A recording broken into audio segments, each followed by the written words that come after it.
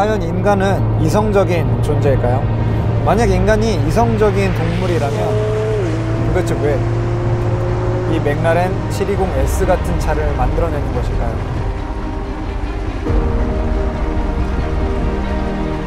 이 차는 건조 중량이 1.3톤대에 불과한 가벼운 차체에 720마력 4.0 트윈터보 8기통 엔진을 얹었습니다.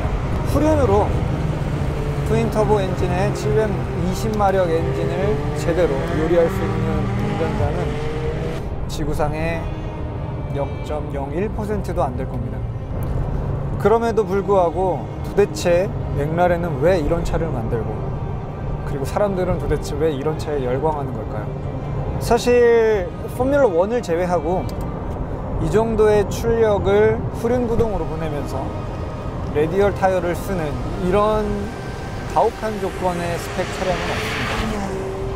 이 차보다 출력이 좀 더 낮거나 훨씬 더 접지력이 뛰어난 슬릭 타이어를 장착하는 경우가 대부분이에요. 그런 프로드라이버들도 감당하기 어려운 경주차, 그것보다 더 운전하기 어려운 720S, 이런 차를 일반인들에게 일반 도로에서 탈 수 있게끔 판매한다라는 거, 자, 도대체 이게 무슨 의미인지 저는 정말 많은 고민에 빠지게 됩니다. 제가 이 차량의 파워를 제 마음대로 이렇게 주무를 수 있고 요리할 수 있다라고 한다면 그건 100% 거짓말일 거예요. 하지만 맥라렌이 진짜 매력을 발하는 위치는 그 다음부터입니다. 실제 운전자에게 이 차량의 통제의 모든 것을 다 넘겨주기보다는 적절한 선에서 맥라렌의 엔지니어들이 조율해 놓은 각자의 구성품들이 빠른 페이스로, 그리고 이 고출력을 아름답게 끌어나갈 수 있게끔 기능할 수 있게 여러 가지 준비들을 해놓은 것이죠. 그렇기 때문에 여러분들이 여전히 그 이성의 끈을 놓고 있지만 않는다면 일반 도로에서 이 차를 위험하지 않게, 그러면서도 어느 정도 재미있는 페이스로 운전하는 것은 충분히 가능합니다.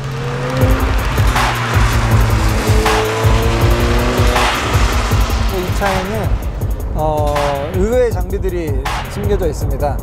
앞쪽에 있는 이 전방 디스플레이도 짠 버튼 한번 누르면 이렇게 착 접혀 들어가서 아주 필요한 최소한의 정보만을 남깁니다. 이게 기어 단수와 RPM과 속도, 그리고 이제 중간에 어떤 필요한 경고등 이런 것들은 아래쪽에 있는 별도의 클러스터를 통해서 표시가 되게끔 되어 있습니다.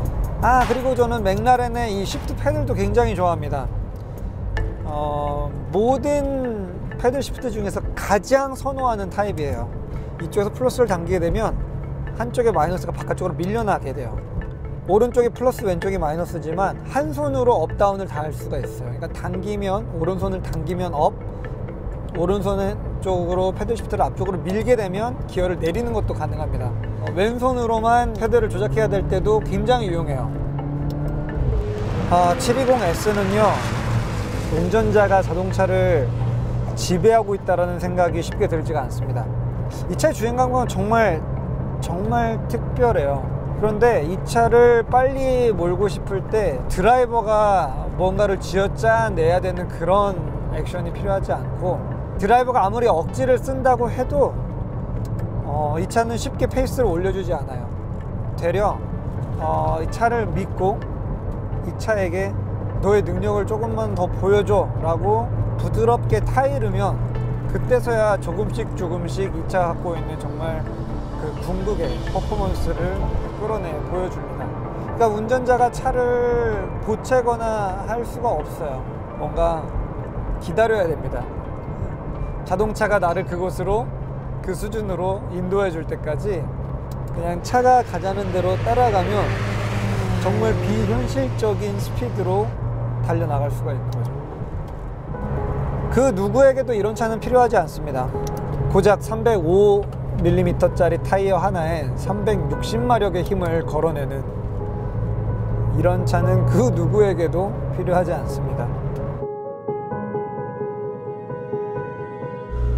720S를 시동을 걸고 가만히 있으면은 정말 이것저것 많은 소리가 들립니다. 일단 이렇게 띠웅 띠웅 하면서 모터가 이 파워스티어링 유압을 채우는 이런 소리가 들리고요.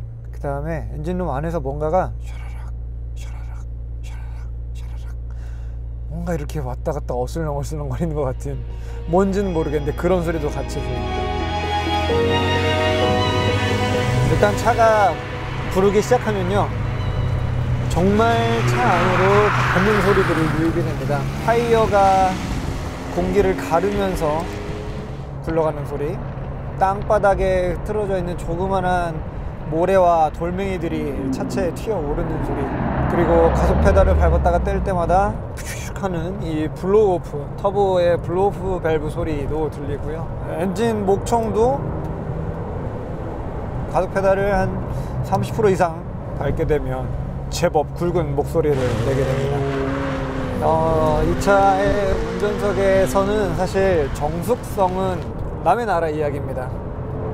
대신 정말 레이스카 정도의 달리고 있음을 알게 해주는 정말 많은 소음들이 운전자의 귓속을 파고들게 됩니다. 이게 굉장히 날것의 느낌이 많이 나요.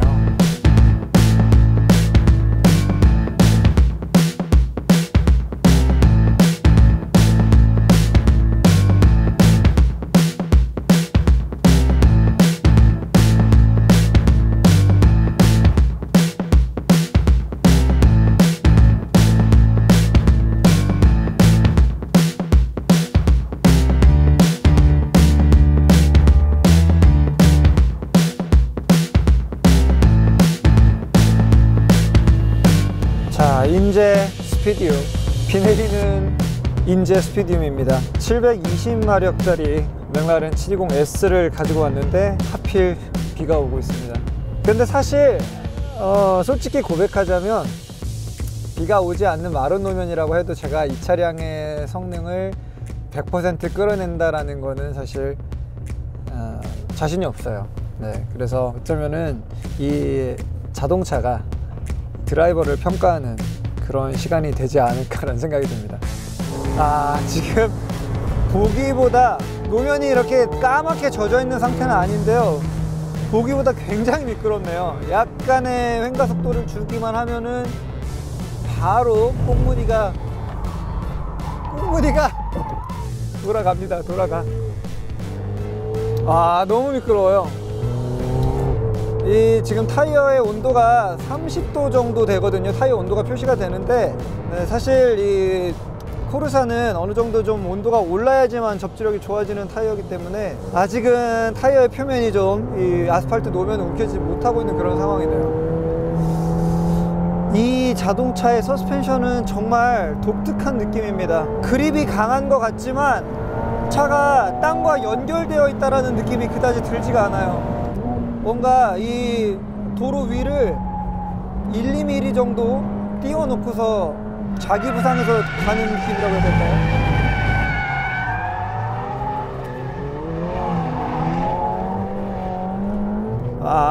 정말 이 중속 RPM의 토크 분출은 굉장히 공격적이어서 지금 이렇게 미끄러운 노면 상태에서는 출력 컨트롤을 하는 게 정말 더 세심해져야 됩니다. 이건 뭔가 제가 촬영을 하기 위해 온 게 아니라 드라이빙 연습을, 훈련을 받기 위해서 스승님을 모시고 온 것 같은 그런 느낌이에요.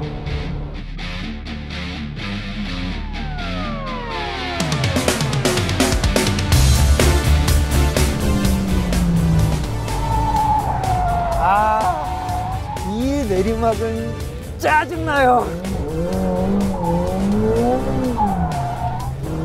이 차에는 또 기계식 LSD도 들어가 있지가 않아요. 그래서 뭐랄까요, 뭔가 아무튼 굉장히 낯선 느낌들이에요. 모든 그 익숙하게 이 레이스 트랙을 타던 경주용 차의 느낌과도 다르고, 다른 브랜드에서 내놓고 있는 고성능 차량들과도 또 달라요.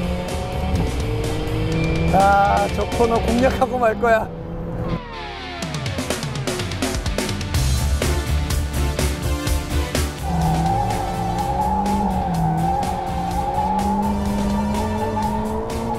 아, 성공!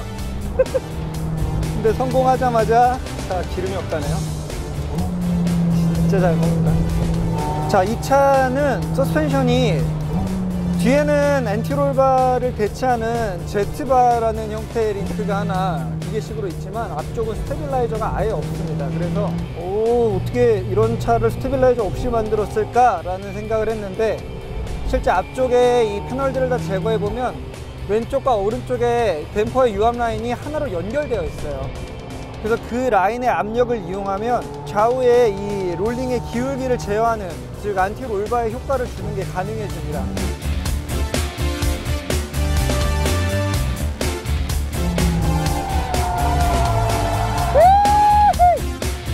더 재미있는 사실은 그게 뒤쪽에 있는 차축까지 연결이 되어 있어요. 즉 이 차는 4바퀴가 댐퍼의 유압 라인이 연결이 되어 있습니다. 4개의 바퀴가 상호 유기적으로 같이 움직인다는 뜻이에요. 독립 현가이면서 필요할 때는 4개가 하나의 현가 장치처럼 움직일 수 있다는 얘기죠. 도대체 그런 생각을 어떻게 해냈을까요?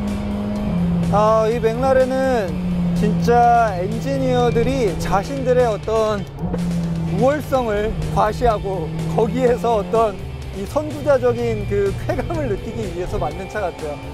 드라이버를 위한 차가 아니라 이 지구상 공학의 마지막 논문을 써보자라는 그런 느낌으로 설계를 한 것 같습니다.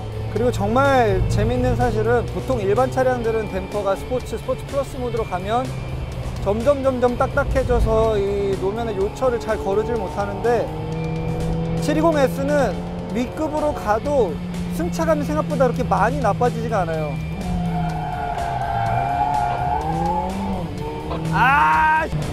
내가 졌습니다.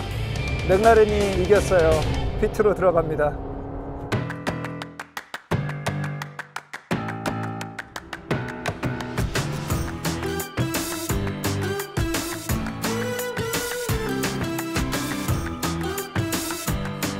오늘 맥라렌 720S와 함께 했습니다. 이 차량은 어떠한 결론을 내리는 것 자체가 굉장히 불가능하다고 생각이 됩니다. 대신에 이 차와 어제부터 이틀 동안 함께 했었던 이 경험 자체가 제가 그동안에 정말 여러 가지 자동차, 레이스카를 포함한 모든 이 타이어가 달려있는 탈 것을 타본 경험 중에서 가장 특별했었던 경험이었던 것만은 확실하게 말씀드릴 수 있을 것 같아요. 여전히 제 고민은 풀리지 않았습니다. 도대체 이 차는 왜 만들었을까? 하지만 이 레이스카를 만들었던 맥라렌이 이 차를 통해서 하고 싶었던 얘기는 분명한 것 같습니다.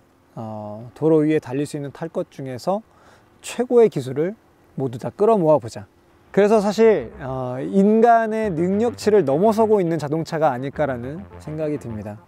제가 지금까지 타봤던 차 중에서 가장 빠르고 가장 강력하게 가속을 하고 또 가장 다루기가 어려웠던 그런 차량이기도 했고요. 차와 싸우려고 하면 할수록 결국에는 드라이버가 지고 마는, 그래서 차가 이끌어주는 대로 달렸을 때 가장 편하고 즐겁게 달릴 수 있었던 그런 아주 특별한 자동차였던 것 같습니다. 다음에 또 이거보다 더 강력한 맥라렌이 언젠가 나오겠죠. 그러면 그때 또 한번 맥라렌과 만나보는 그날을 기약하면서 오늘은 이만 돌아가 보도록 하겠습니다.